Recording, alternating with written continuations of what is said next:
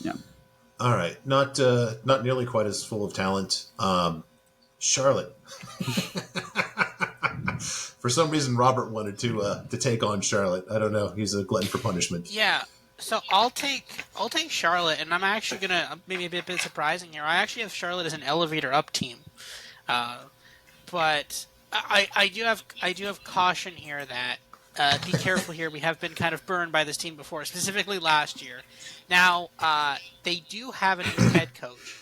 It's kind of interesting story for this guy. He was a former hedge fund manager. He was the assistant coach from Michigan for the last 2 years, which was also the 2 years they made the college football playoffs. So that's not bad. That's pretty good. And they actually have 40 plus transfers this year, which is also really good for a team that wasn't particularly good last year. Getting new people in is always a positive step. And their over/under win total is just 2.5.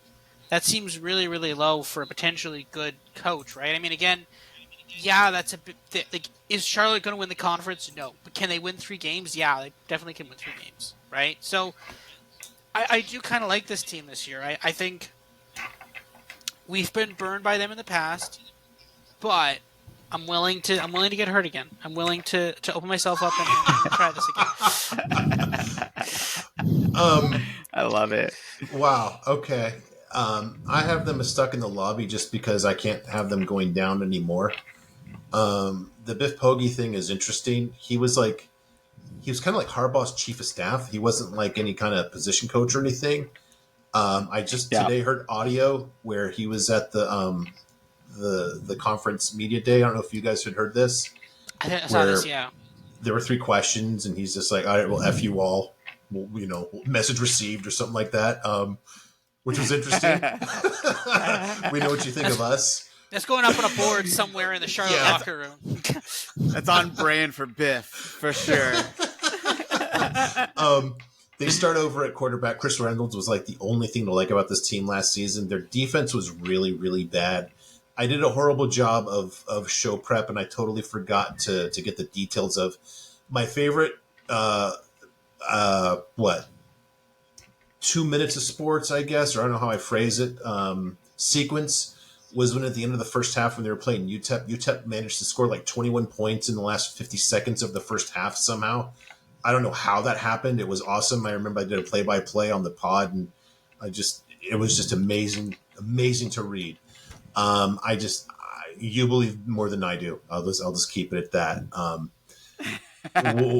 40 new guys. I don't know. That just kind of breaks my model. So, Robert, you break the tie here. Or Josh, sorry. Yeah. So, I'll say this. I'm a stare-up guy in Charlotte, but I still think they finished last in this conference. I think they're so bad. And here's why. Here's my argument. And I think in 1 to 2 year windows with teams, and I'm sure you guys do too, I think in the future, and I think Biff's going to build up a program that's going to be really, really good. But what Biff wants to do is he wants to run the ball. He wants to be a smash mouth, run the ball team. And they're not going to do that in year 1 without, a dominant dominant offensive line. So I think they're going to struggle this year, but in the future, I think they're going to be really good. I think they've brought in Mike Miller, who's a really good recruiter, really good young coach as the offensive coordinator. He's got ties to the D.C. area, as does Biff, right? He's from St. Francis in Baltimore. So I think they're going to recruit over time. They're going to recruit well, but I don't think the turnaround is going to be very quick. I mean, Bill Connolly has them projected as, I think, 126 out of 130, 33, 34 teams in FBS. And, they're the worst offensive projected team. And then they're, 110th or 14th overall defensively. So they're just not going to be very good. Oh, so that's a big step up, though. They're my last team in the conference, but I do think there's hope for the future here as they move forward. Although I don't know, Will Healy seemed like a good hire too, and that didn't work out. So, but you know what? It's not like they just settled and did some cheap hire. So good on them. It's a clever hire. I'll put it that way. It's not just like they took the nearest warm body who kind of fits the resume, and I like that. Let's see how And it works out. I like, yeah, and I like that you can at least create a narrative where this could be good. Yeah. Yeah. There's at least, without playing a game, there's a path. Yeah. Another inspired hire that was kind of off the main path a few years ago was UTSA. That's worked out great for them. 2-time defending Conference USA champions. Very much a fit into Conference USA Plus. Having said that, I have them tentatively as a stairs down. I don't like to really bet too hard against Frank Harris. His projection has been awesome. His apex over his career, 73 to 116 to 123. Plus, he can run the ball. He's a guy you don't want to face. They retain almost 70% of their Ryan from last season. Their third OC in 3 seasons. This is kind of I'm just worried about dilution. I think, and you'd probably have a better read on this than me, Josh. I think that Barry Lunny is really the guy that kind of built the offense there. Will Stein it could have been awesome 2.0, or it could have been just like, I'm just going to use the same call sheet and not do anything stupid. I don't know. If this is like the game you played in 3rd grade of telephone, and you get halfway around the circle and the original story's kind of lost it as you've gone from person to person to person relaying it, I'm wondering, the third person to run this offense, is there a degradation? On the other hand, does Frank Harris just make that moot? Well, the new offensive coordinator was a special teams coordinator, Grimace. Per Phil Steele, and Phil put this objectively and warmly, and I'm going to be objective and not as warm. The new guy took over as offensive coordinator in the bowl. I'll just point out that was a 12-18 loss to Troy. That was by far their worst offensive game of the season. So I've got some questions on the offense, as many as you can have with just a stud quarterback like Frank Harris and a good head coach in Traylor. The defense was pretty good last season. There's a little bit of improvement projected. Just the roster's in great shape. I like the head coach. This is where I get conflicted. K Ford shows 2.3 less wins. That lines up with, I had them with 2.5 games of good luck. However, Traylor had back-to-back good luck seasons, which kind of gets him on the good luck as a skill list of coaches. Yeah. So it's not like I'm going to bet him under the total. Vegas kind of agrees with regression. They actually have them at 8 wins. I think that's probably strip out a little luck, factor in the move up in caliber of opponent. So I see them as stairs down, but definitely they're not a pushover, and they're, I'm not one looking forward to playing no matter who I are. I just think that, that sometimes just it's a little different of a narrative. Let me think. So, yeah, what do you think, Josh? Yeah, so I loved everything you said, and I think you're spot on with Justin Burke to be concerned. I do want, Troy is a good defense last year, so you just kind of wonder, was it the defense? And you're playing without, DeCorian Clark. I think Zachary Franklin didn't play some of that bowl games. He had guys that were hurt, right? So there's some of that factor. But, eventually, one of these OCs is not going to work. So you're absolutely right, man. And I'm afraid that it's Justin Burke, quite frankly. And you have DeCorian Clark coming into this year. They just had, their press conference, right? Their media day, and he's maybe not available for the beginning of the season. And that's your wide receiver 1. And you lost to Gary Franklin to Ole Miss. Now you're starting to talk about, Frank Harris had some off-season procedures. Now he's coming back. He looks good. But, this is a guy that has torn his ACL multiple times. He didn't play for the first 4 years of his career, not because he wasn't talented, because he got hurt. Mm-hmm. And you just kind of wonder with some of this stuff of, is this the year that they regress? And so I'm with you, man. I think it's stare down. I think the one thing that can maybe prop him up is, if they just run Kavorian Barnes like 25 times a game, and that guy is just incredible. He was a running back that was really good over the last 4 games of the year. But yeah, I'm concerned, and this isn't a team that I've been concerned about a lot in the past. So I thought you brought up some really good points. Well, thank you. Robert, you going to make it unanimous? You looking at them to regress too? Yeah, I think I will. The thing is, they're in many ways kind of the same team, maybe some slight improvements, but again, they're moving to a better conference, right? And again, Frank Harris, again, it's funny, in the NFL we talk about aging quarterbacks, but in college I think we're like, yeah, he's aging, so he'll be even better now. Because there's different peaks there, right? But no, I think maybe a slight regression, but again, still one of the top teams in the conference. I think they will. I'm not sure. Do they play SMU? I think they. No. No? Okay. So if they avoid SMU, then they could potentially be on the path to the conference championship game.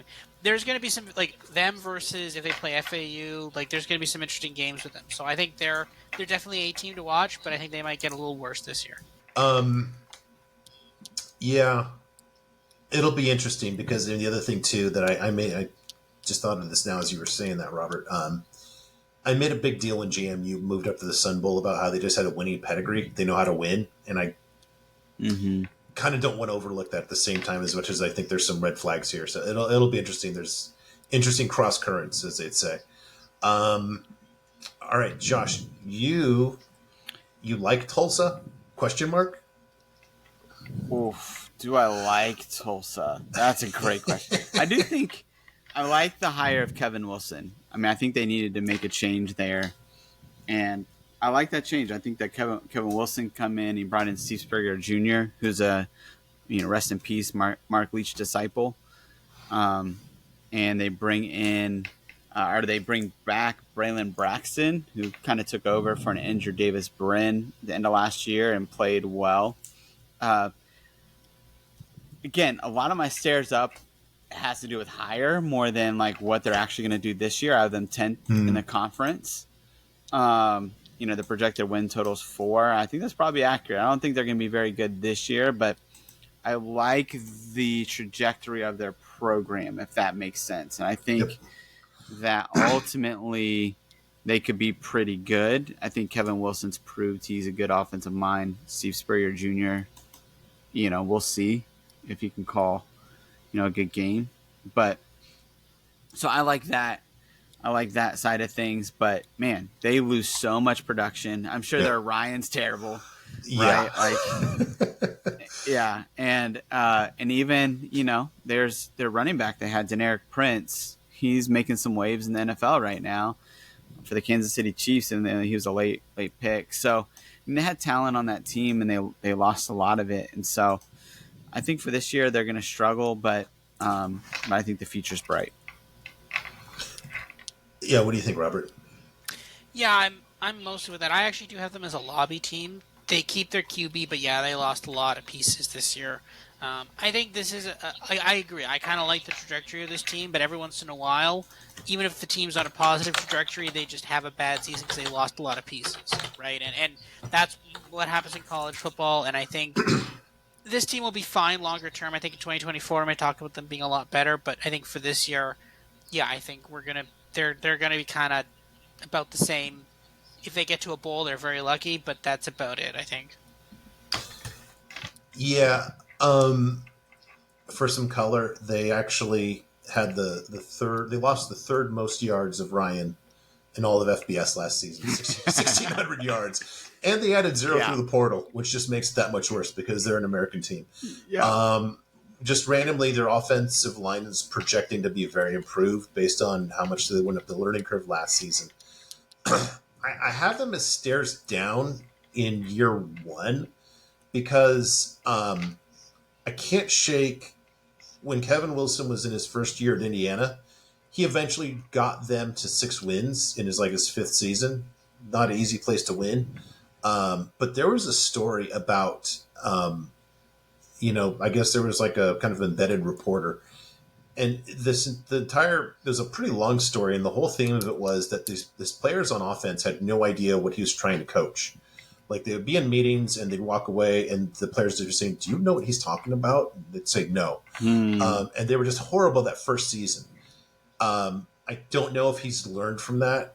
Then you've got this all other kind of sideshow trajectory of his career, which is interesting. He was fired from Indiana for player abuse, which means, of course, Urban Meyer had to hire him because that's what Urban Meyer does. Yeah. And, of course, we all know we all find the best version of ourselves as a football coach under Urban Meyer. So I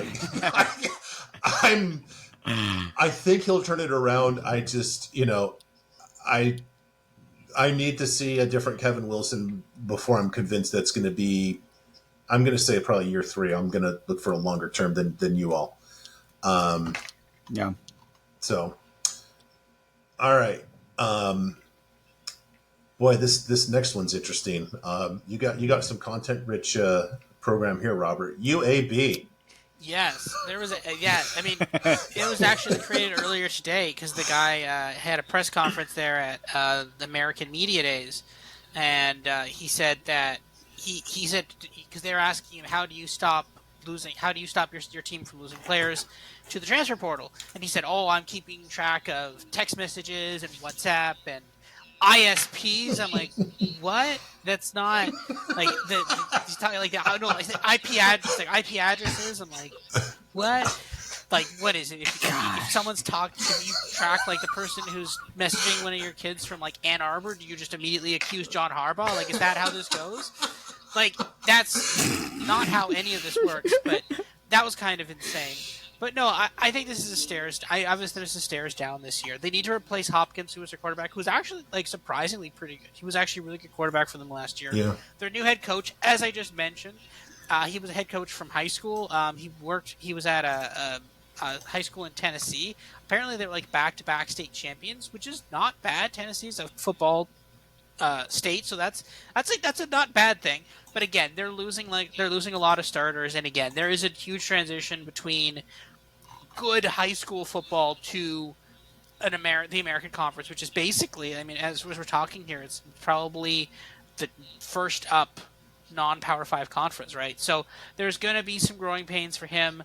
They lose a lot of people. I kind of think this is going to be a rebuilding year. It's probably going to take him like a year or two to get the pieces he wants in place. We might be talking about it next year. I think this guy is going to have a lot of very funny clips. I think there's going to be some gifs of him for sure by the time this is all said and done. But yeah, no, I think this is a team to watch out for next year if he can get the pieces he wants. But I think, yeah, at this point, this is going to be a rebuilding year for them. Yeah, I think you're still being a little kind and generous in your characterization. So. All right. I've still got a whole list of insults here, so go ahead, Josh, and see how many you can just take. I can just check off the list. You go, and then I'll see whatever. I'll do the cleanup on this one. Yeah, you kept Robert. You weren't mentioning the name of the head coach, which is Trent Dilfer. That's true. And Trent Dilfer has like always been like I'm smarter than everybody else in the room type guy. And it's either like, look, he's either going to be a genius and he's going to, take UAB to the next level, which Bill Clark is like a legend, like in my mind, for what he did with the UAB. Or like this is going to fail and it's going to fail horribly. And I'm on the side of like elevator down, like this is crashing through like the bottom floor. Because, I mean, one of the things you look at this when somebody makes a hire, who do they hire as their coordinators? It's like, okay, maybe Alex Mortensen is like the next great thing, the next great offensive mind, but like we have no idea what identity this team's going to have. And you just lost Dwayne McBride, you lost your quarterback, you lost your top wide receiver, and I don't see like offensively at least. I mean, you have 38% returning production for 3 starters on offense. Like I don't see where this goes up this year, certainly. And I don't know how long that leash is going to be for Trent Dilfer, especially when you're like sitting here being the get off my lawn guy with NIL. Like, dude, like, anyways, I'll stop. I'll let you go from here, Mark. Okay. So while you were going through that, you kind of spurred off a creative juice here. I just asked Google Bard, what's the most famous elevator disaster in history? And I got a couple of answers here, but I think that's kind of where we are in terms of where this is going. The new quarterback to replace Dylan Hopkins, his apex was 83 and 2 starts, which is not horrible for your first 2 starts, but it's not like we're hitting the ground running here. Alex Mortensen, yeah. An analyst for 6 seasons. That's kind of like 3 too many, right? Yeah. Okay. Yeah. Yeah. He's never Nepotism been even too at its finest, in Robert's words. What a resume this guy has, because aside from that, it's kind of like being the tallest kid they put in the what do they call it, like the Napoleon basketball league. Yeah, you're 6 foot, but you're slow, so we'll let you play in the Napoleon league. Right. He's never been a position coach above Division II, let alone ever been an offensive coordinator, which is awesome. Which yet, capital Y, makes him a sage-old pro compared to the defensive coordinator, who was Dilfer's defensive coordinator at that high school the last 3 years. I mean, it's just, it writes itself, folks. Maybe he was really good at his job. Yeah, I'm guessing so. It looks like a complete rebuild on defense, too. The total is 4.5 for season wins, with the under getting some play it's at minus 125. Considering they have out of conference, a Louisiana program that's on the decline, North Carolina A&T, a Georgia Southern program I just don't believe in. This just projects for super bleak for the actual conference record itself. I have a feeling we're going to be talking a lot about this program this season, and just in the best possible comedic ways. It screams like a ridiculous rant at a press conference about something that's completely nonsensical. Like, but like UAB, who, like, again, they had Bill Clark, like one of the great program builders, of the last 10, 15, 20 years. And then you go to Trent Dilfer. Like, I guess, like, maybe they didn't have an option but to hire back Bill Clark when they brought back the program. But, like, how did you, like, fall into this? Yeah, and really weird about that. He retired because of back problems, yet he was a candidate for Auburn. Does Auburn, like, have an awesome spinal specialist that's not in Birmingham? There's something really weird there, which just like, fits into the whole state. He sits on the sidelines in one of those, like, chairs. That's how he coaches, just from one of those, like, reclining chairs. Yeah. He has the Hugh Freeze bed that he just coaches from. All right. The last one we're going to dig into a little deeper here. North Texas. Josh, one of these teams moving up. Another head coaching change. What do you think of North Texas this season? Yeah, I mean, common theme with the teams that I pick. Like, this has the potential to be a really good offense. I mean, Eric Morris was offensive coordinator at Washington State, but before that was at Incarnate Word and really took that team to heights that it hadn't been before as far as offensively, and set some records there with Cam Ward, who's now at Washington State. And he's parlayed that into a head coaching job at North Texas, which is mildly surprising in my opinion, because it's not like they were to lighten it up in the Pac-12. And so this is clearly a hire that was made because of his resume at Incarnate Word. But, this offense they replace their quarterback, Austin Ani, but they bring in Chandler Rogers, who is actually pretty good at ULM, if he wins the job ultimately. But then you literally return every receiver and running back from last year other than Jair Shorter, and that's a huge loss. But they bring in Trey Cleveland, who actually had quite a bit of – he had a few solid games there at Texas Tech, and so I think he can drop down and be pretty good at this level. So I think offensively they have pieces for if Eric Morris is the real deal, which the question is out on that they can come in and be a middling team, I think, in this conference. Now, the big question, I think, with North Texas is defensively, like, what are they going to be? Because they've been pretty bad defensively for the last several years under Seth Luttrell, sorry. Seth Luttrell, yeah.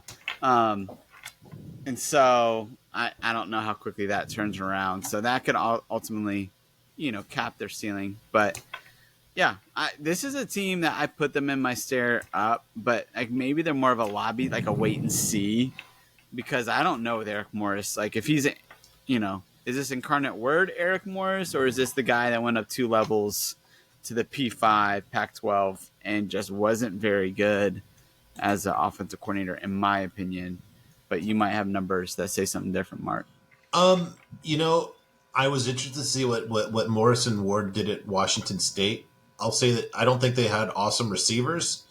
Yeah. And I think that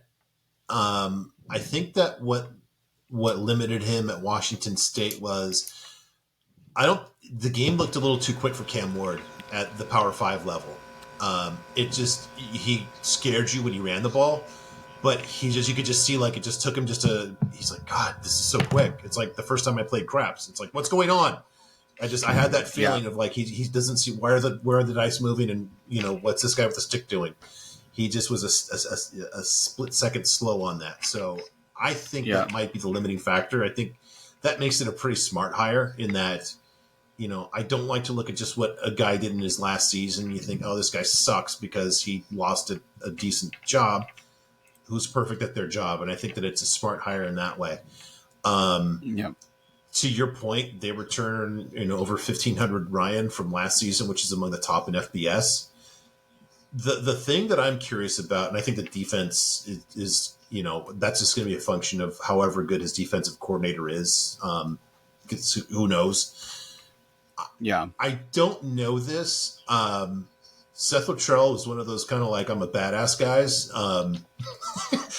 And I don't know how the guys that guy recruits fit into the Eric Morris scheme. I don't know if it's plug or play.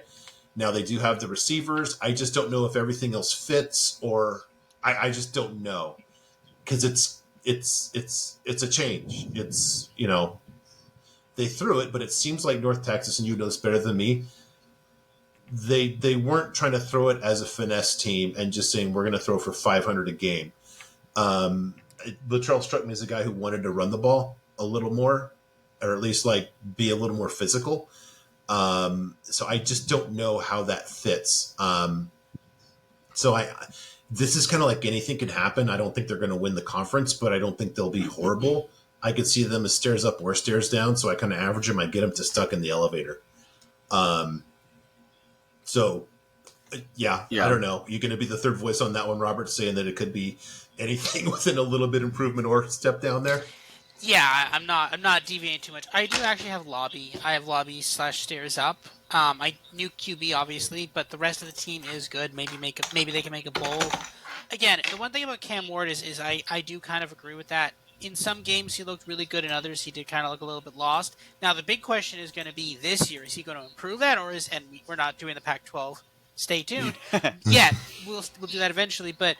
This is the thing. Will that improve from year 1 to year 2, right? And is that the case with all these? Because, again, now we're starting to see a lot more of the transfer portal, and Cam Ward was one of the first ones that taking good D2 quarterback, bring him up to D1.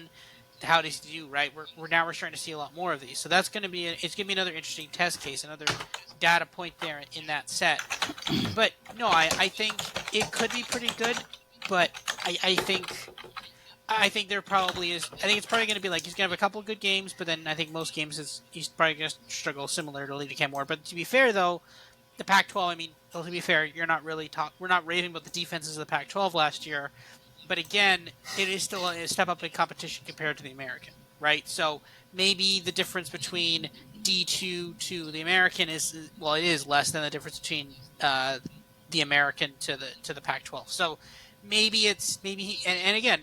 That might just be a Cam Ward specific thing. Maybe other quarterbacks from D2 may not struggle as much. So I'm interested to see, but yeah, I don't think it's going to be a massive improvement. I think this team's maybe they make a bowl, and if they make a bowl, I think they should be very happy with their season.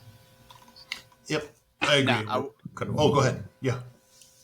Just one quick thing. I want to give the ideal case of Eric Morris real quick. Incarnate Word, when he was there, I want to read some of Cam Ward's numbers to you. Because, these are pretty crazy. So in 2021, 2020 COVID year, right? They played 6 games. He threw for 2,200 yards, 24 touchdowns, and 4 interceptions. Now, in fantasy football, that equates to 44 fantasy points per game, right? Like this guy's throwing 4 touchdowns a game. It's only 1 interception.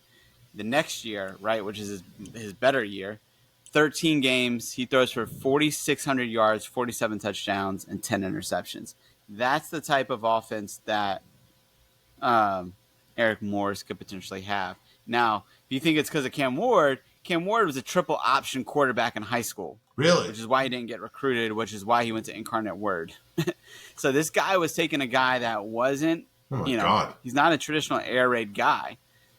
So this is a lot of Eric Morris, and that's why also Cam Ward struggled going up 2 levels of competition. That totally makes sense. Wow.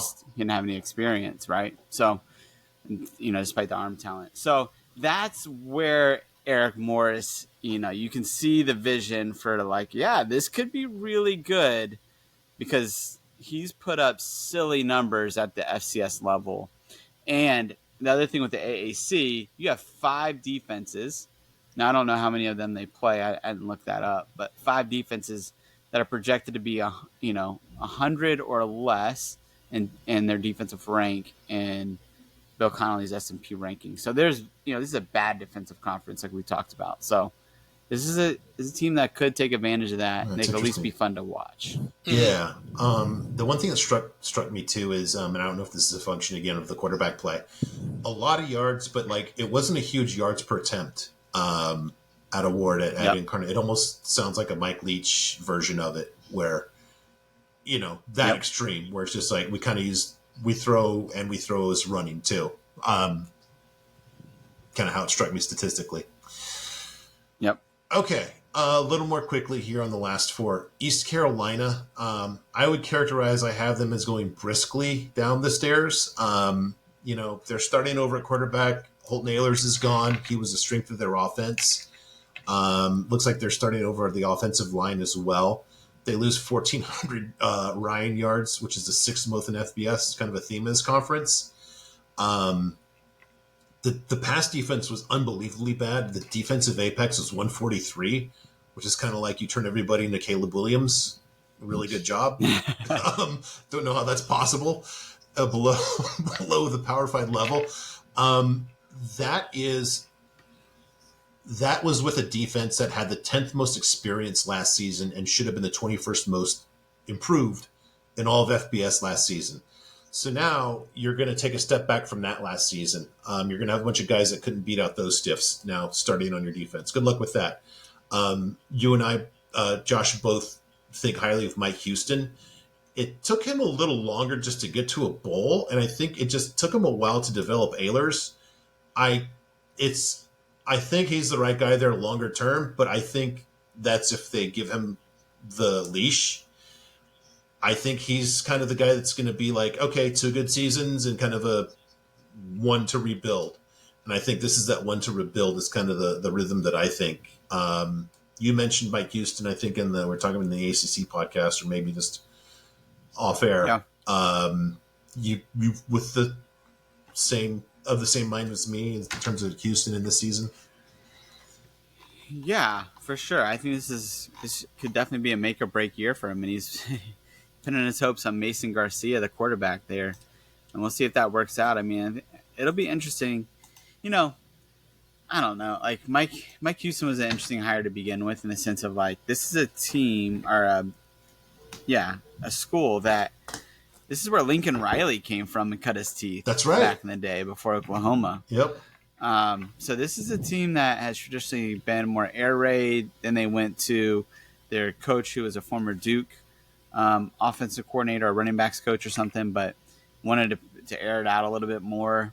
And then Mike Houston's like the opposite of that. This guy came from, I think, Citadel originally, and then to JMU, and then on to here. He wants to smash mouth football. And so I don't know if he's even got the personnel to do that now. And so I'm curious to see if he ends up sticking here, because ECU is a program that can be actually really, really good. And so we'll see. The jury's out on whether Mike Houston's the guy to turn this around or not. All right, you seen this as a rebuild also this season, Robert? Yeah, I do have them as stairs down. Again, losing the quarterback is rough. That's a really big problem, and other positional players. So yeah, this could potentially be a rough year. This stream's doing like 4-8 or something, and then maybe recovery next year. But yeah, this might be a little rough. I think we're looking at maybe 1 year from now, we might have that same conference or the same discussion about Memphis. Seth Hennigan is good, but far from the top of the American.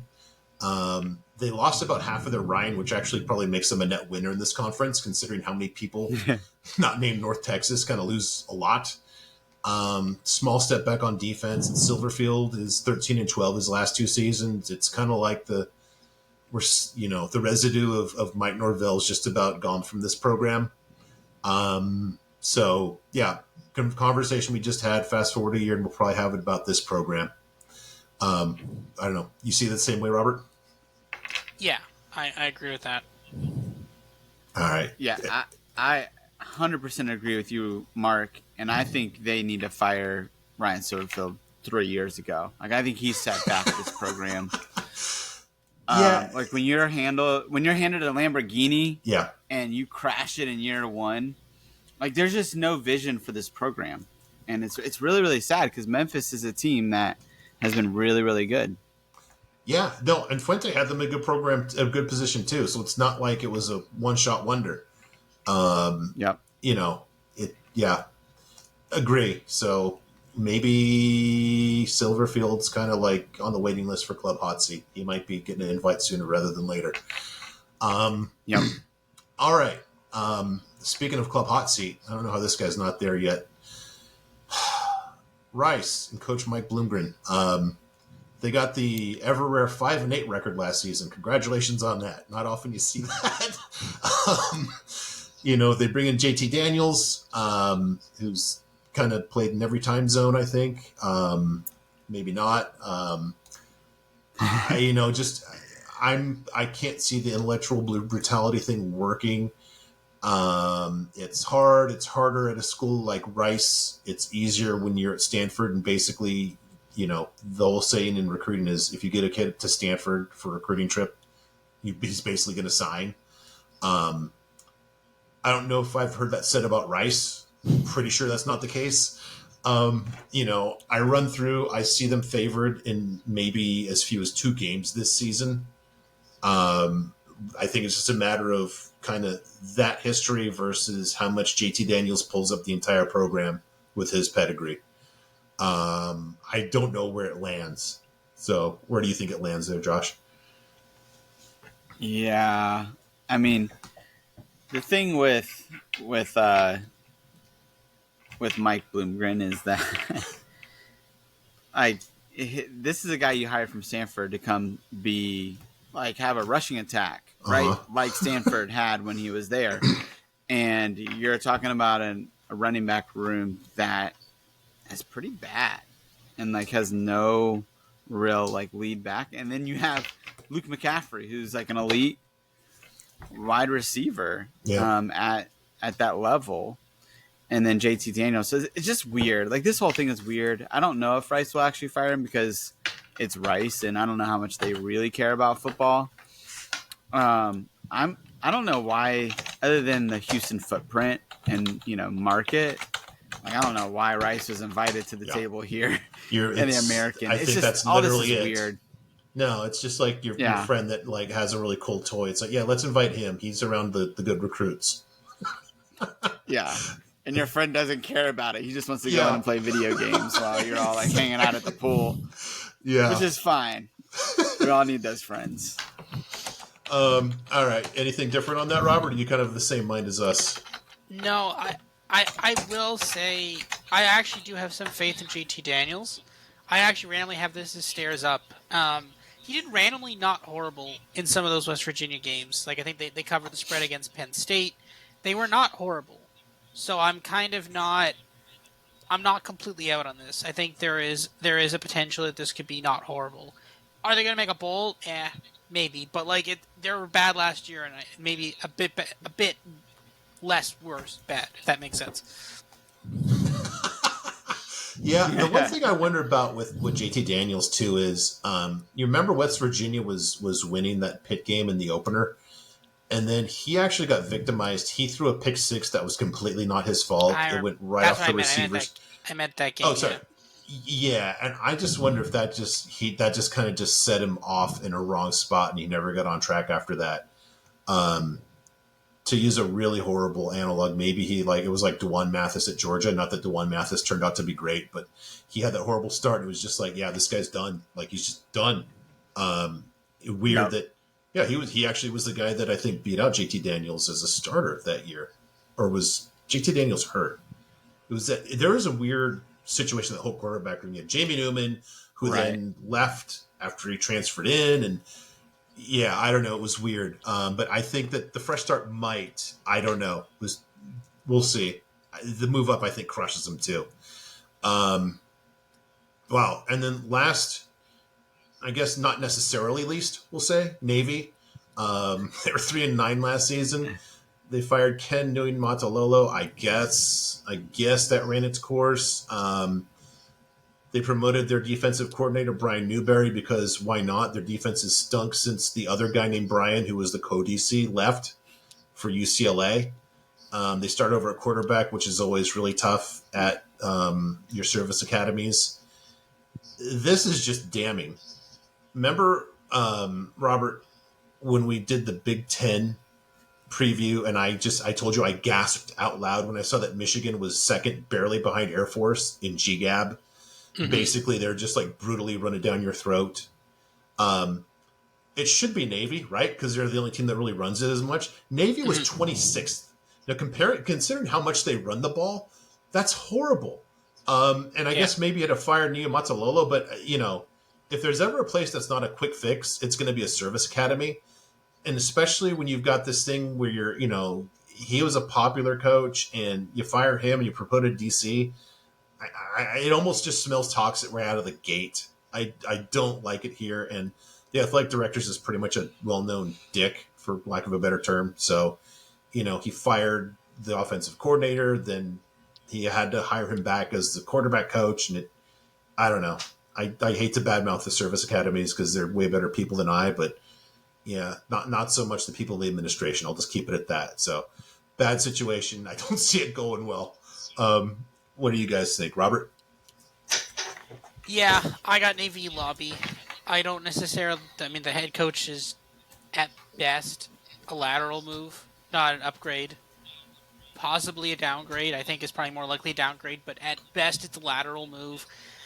This doesn't look particularly promising. Navy's been struggling for a couple of years now. Air Force is the best Navy, is the best academy. Army's had a couple of off and on years, but yeah, this is basically the service academy being carried by Air Force right now, and Navy is really struggling. So yeah, all this goes back to when Ken flirted with Arizona. Yep. And should have gotten hired, and it's been downhill from there, really. Yeah. That was crazy. But, and I think one of the indicators with teams like this that have such a solid identity, like cultural identity, they're a triple option team, right? Like, that's what they do. And then they're talking about with Grant Chestnut coming in as the offensive coordinator. He's like, oh, yeah, we're going to be triple option, but we're going to shotgun. And it's like, all right, if you're Jamie Chadwell and you're a genius and you figured this out, do it. Mm-hmm. But if you have an identity and you start to veer from that, like you start to play with fire, and not everybody, there's lots of teams and lots of guys that have gotten, been on the chopping block because they decided to do that and they just couldn't figure it out. There's a culture for a reason. And I think, Brian is messing with something, and this is going to be a quick hook, I think, on this guy, and then we'll see. Hopefully they can hire somebody that can get them back to the glory days of Ken when he was killing it pre-flirtation with Arizona. Yep. I never thought about that, but that's really true. Yeah, that was because they were really good, the Americans, first 2 years in the conference, and then Yeah, after that, it went down the elevator, as we say on the show. Yeah. All right. I have 4 final questions. I'm sneaking a new one in here. So Okay. I've heard have you guys heard the term the Access Bowl? Access? No? Apparently that's the shorthand for the whichever New Year's bowl goes to the G5 team. Okay. For example, Tulane last season in the Cotton Bowl. So I like that Access Bowl. So on a scale of 1 to 10, what is the likelihood that the Access Bowl bid goes to a team from the American? What do you think, Robert? Oh, that's a good question. I think pretty high. This conference is definitely better than the MAC, definitely better than Conference USA. It's probably between them and the Sun Belt. And I think I give the edge to the American there. I think I give it to the American. I think maybe 60. Wow. So 6 out of 10? Yeah. All right. What do you think, Josh? Man, I picked SMU as my potentially best team in G5, and am I going to go away from that? And I would say 30%. Wow. 3 out of 10. Really? Because I think Boise's going to get it. I think Boise's going to be a tough out this year. Like, I think Ashton Genty and George Halani, I think they're going to figure it out. So, all right.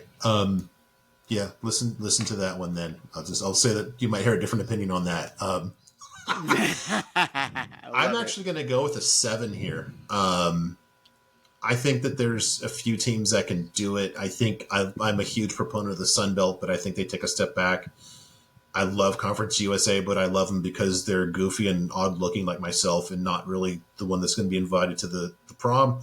So that, and it's not going to be the MAC. Maybe, one of the top teams if they have a decent, resume. But I think that at the end of the day, there's just more possibilities here. All right, this one's easy. The first coach from this conference to get hired away to a Power 5 job. One pretty much did, but I don't know. Josh, do you think it's the same guy again, or do you think there's a new guy that kind of gets hired away?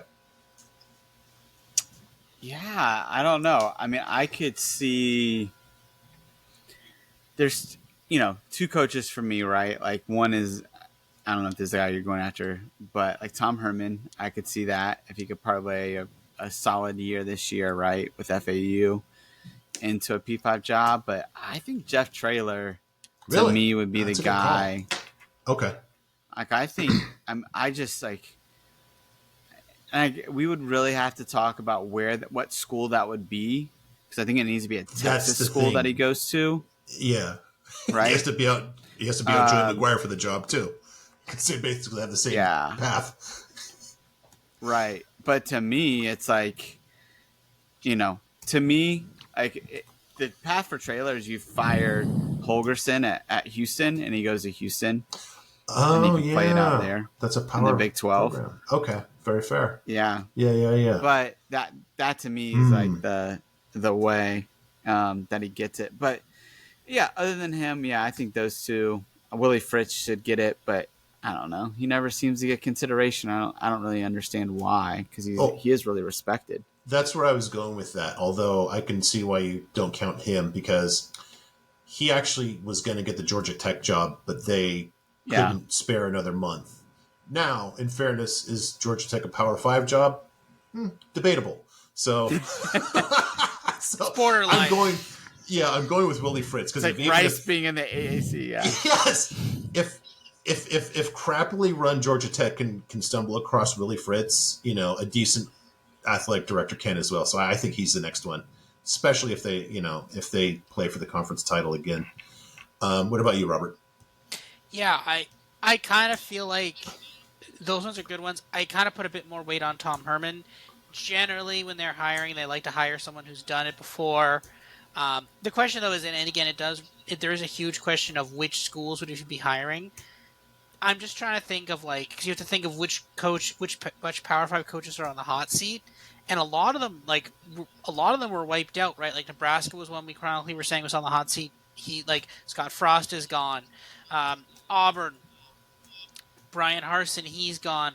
A lot of these ones, and the thing is, on the other end, a lot of the ones that we think possibly should be fired, like Mel Tucker, Michigan State, they can't fire him.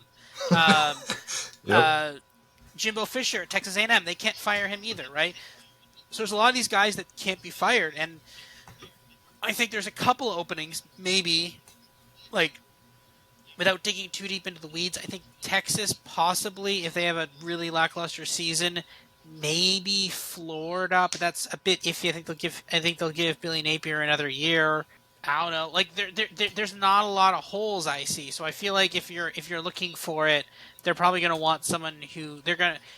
The argument's going to be, and again, even against Willie Fritz, and it's, for Tom Herman, it's going to be like, he was okay at Texas, and okay wasn't good enough for Texas, and then say he goes off to Florida FAU, has an amazing season, goes like 10-2 or something. They're going to be like, oh, see, he was perfect, he's good there. Texas wanted more. They wanted to go like undefeated through the regular season. He couldn't do that, but you know, it worked fine going 10-2 at currently untitled Big Ten school. So that's what it'll be. All right. Yeah, one thing with Willie Fritz is it's got to be the right school, right? Because like I think teams are scared with his background in offense. As far as he came from Georgia Southern, that shotgun spread, triple option type stuff. But it's a school that could be intriguing. That I would fire their coach. And we talked about him, Virginia Tech with Brent Pry. I think that's a school that Willie Fritz could actually be a really good fit as far as culturally speaking. Yep. Because I think Willie Fritz is a fit. Yeah, I totally see that. The thing is, I think they are super patient. They gave Fuente a lot of rope, and I don't think, probably way too much. But I guess, if nobody scoops him up in 3 years, that might be the play. If Pry doesn't get it turned around and Ollie Jennings is not healthy. Plus, whatever scenario. One more point I put on that is that generally they want to hire coaches that are having a good year that year. So this was why basically 2 years ago, after Iowa State had that great season when they beat Clemson in the Cheetos whatever bowl, or the Cheez-It Bowl, there we go. They beat them in the Cheez-It Bowl. People were like, oh, Matt Campbell could get a head coaching job. And then this year, they didn't have a good record, and then we heard nothing about Matt Campbell. Yeah. And I was actually vaguely surprised that Luke Finkel got hired. They should have hired, I thought he was going to get hired after he was with Cincinnati. The Notre Dame job was a potential option there, but they didn't hire him. And Cincinnati didn't have as great a season last year. I thought it was possible that they weren't going to, that he wasn't going to get considered for being hired because Cincinnati merely had an okay season. But then they hired him anyway. So, generally, and again, it's dumb and it's not the way it should be. You should be crude. If you liked Matt Campbell after the 2021 Iowa State season, you should also like him after the 2022. Because the thing is, when you're at a lower tier program like that, you can't recruit at the same pace as Alabama or a Georgia or something. So when you reload, you're like, we're not making a bowl this year. We're reloading. We're doing this stuff. And the thing is, the problem is the athletic directors are not as smart as the people on this podcast. So they're like, well, this guy's having a great year, so we should hire him. Or that guy was good before, but he had a really rough year. So, because the thing is, they're like, I don't want to have a rough year. If we hire that guy, he'll have a rough year. We don't want to have it's dumb, but that's the way the game is played. Yeah, there's too much emphasis on winning the press conference. It's like, who cares? Great, you hire somebody that nobody knows. Nobody gives a crap within 2 years. Yep. All right, one upset from this conference can be a team upsets another, or they're upset. I will go first. I'm thinking this will be an upset. I have Temple beating Rutgers on September 9th. Yeah, I think so for sure, right? Okay. Yeah, but how much? I like 7.5? I'd probably put that 5-ish, I'm thinking, but I'm really biased. If it's 5-ish, then Temple's winning that game because 5.5 is like the cursed line. So, all right, you guys have one? Yeah, what you got, Robert? I don't know. Let me see. 1 second. Who's Florida? Who's FAU play? You caught me off guard here a little bit. They play I'll give Florida Atlantic over UTSA. Or actually, no, they play Tulane. I'll give them over Tulane. There you go. Wow. Okay. All right. What do you got, Josh? Okay. Oh, total homer pick here. You ready? Yes. Since I'm wearing the USF shirt, Okay. I'm going to say, Oh my gosh. and I'm going total narrative here, Byron Brown is starting by this point. I like This is it. the second to last week of the season. They're playing UTSA, Oh, and Byron Brown and USF upset UTSA. I And like that. which leads That's us awesome. into loving them in 2024 and then being a darling team. There we go. I buy the whole scenario. All right. Who plays for the conference title? I'll go first, and I'll probably steal teams from both of you. I just can't get over the Casey Thompson drop in class here. I think that's enough. Plus the Tom Herman, whatever pedigree he has. And I think they're going to play Tulane. Robert? I like it. I'll give you I'll kind of maybe steal half a pick from Josh here, but I kind of do like his reasoning on SMU. I'll give FAU SMU. Wow. Battle of Ooh. yeah. Battle of three-letter I like acronym it. schools. Well, I'm gonna go SMU for sure, and I think it'll be UTSA. I think it'll be the other one. I think ultimately they'll make it. I believe in Jeff Traylor as much as maybe Justin Burt.